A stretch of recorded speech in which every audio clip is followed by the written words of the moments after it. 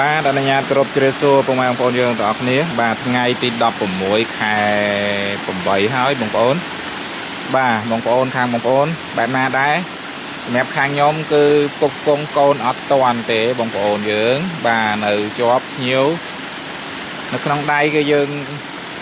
មានប្រហែលជា 50000 កូនទៀតបងប្អូនទាំងអស់គ្នាដែលយើងនៅខ្វះណាបាទហើយកូនដែលយើងនៅមានត្រូវដាក់ឲ្យម៉ួយនេះគឺយើងមាននៅក្នុងស្តុកឥឡូវនេះយើងមានប្រហែលជាខ្ទង់ 30000 បាទហើយនៅអាឡើងគោកលប៉ិលប៉ក់ហ្នឹងបាទព្រោះមួយរយៈនេះគឺមានម៉ួយដុំច្រើនបងប្អូនបាទអញ្ចឹងពេលដែលគាត់បុកវឹបមកគឺយើងនេះកាំងប្រោយបងប្អូនអរគ្នាប៉ុន្តែមិនថ្មីទេ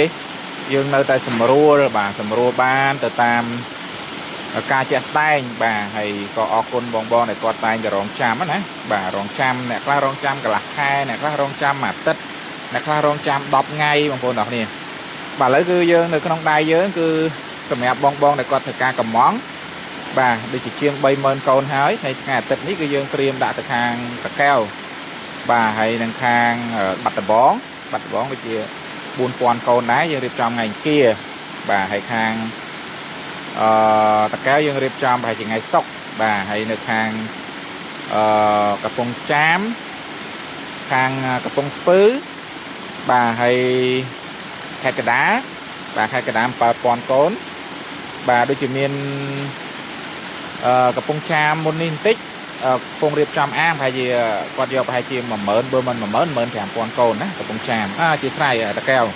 តែថ្ងៃសុក្រយើងនឹងត្រៀមទៅខាងតាកែវដល់ទីតាំងបងប្រុសគាត់តម្លាក់ location មកហើយរៀបចំអាងរួចរាល់ហើយបងប្រុសតែដោយសារទំហំយើងនៅស្ទើរអញ្ចឹង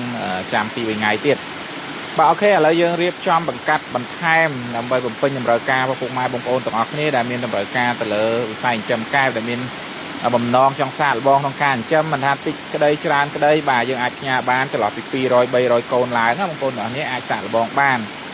ហើយពាក់ព័ន្ធជាមួយនឹងការចិញ្ចឹមកែប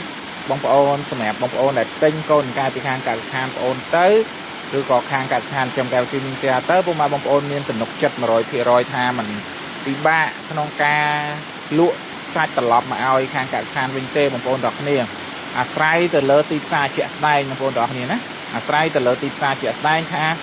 ទីផ្សារតម្លៃប៉ុណ្ណាគឺខ្ញុំទទួលទិញពុកម៉ែបងប្អូនប៉ុណ្ណឹងគ្រាន់តែថាមានចំនួនតិចចំនួនច្រើនតែយើងអាចជួយចាប់បានឬក៏ពុកម៉ែបងប្អូនត្រូវដឹកមកដល់ទីតាំងអញ្ចឹងណាព្រោះជាទូទៅគឺខ្ញុំចោះចាប់ចន្លោះពី 700-800 គីឡូ 500-600 គីឡូឡើងទៅដល់2តោន 3តោនអីចឹងបងប្អូនទាំងគ្នាបាទតិចពេកយើងទៅផ្លូវឆ្ងាយអត់រួចទៅហួយទេអញ្ចឹងយើងអាចទៅចែកគ្នាថាទៅត្រូវធ្វើបែបម៉េចបាទធ្វើបែបម៉េចឬក៏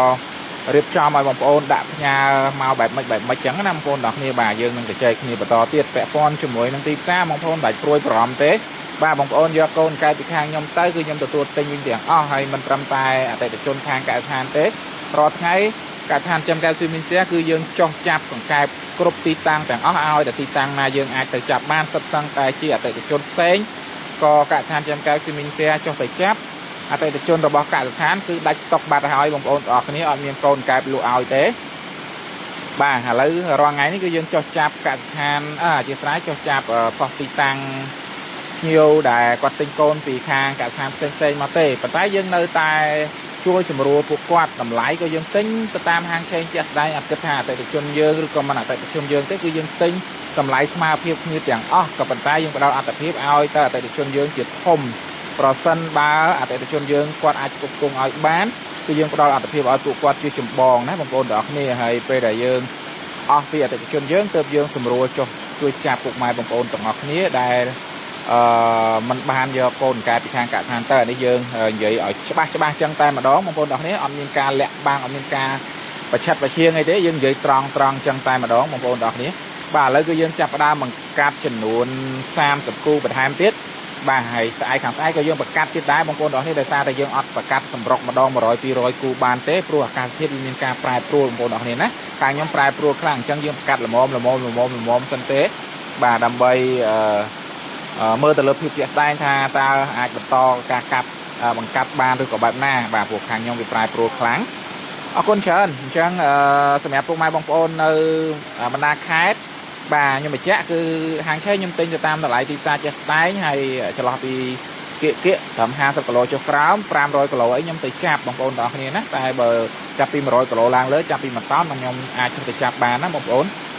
bà hay bé con cho mùi năng bằng ôn này tới cam 13 pui bà ai cho nè tao một ban dương còn biên được trong stock bà mình tham 13 pui mố mình tham 13 pui nghĩ giờ tập cắt bàn phím rồi còn 13 pui toàn đá giờ tới thay bằng con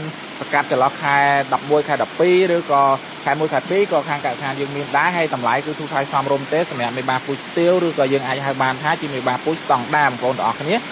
bà cứ tầm lại thu thay farm rôm tết hay bằng ôn này qua 13 pui Chmo giờ từ cà phê chiêm pha đôi chiêm chỉ mỗi năm 13 pui nhi phò bằng ôn có ai cho nè tao mà cả than chưa mình xe ban được cái này của mày bằng ôn bà áo con chỉ một lìa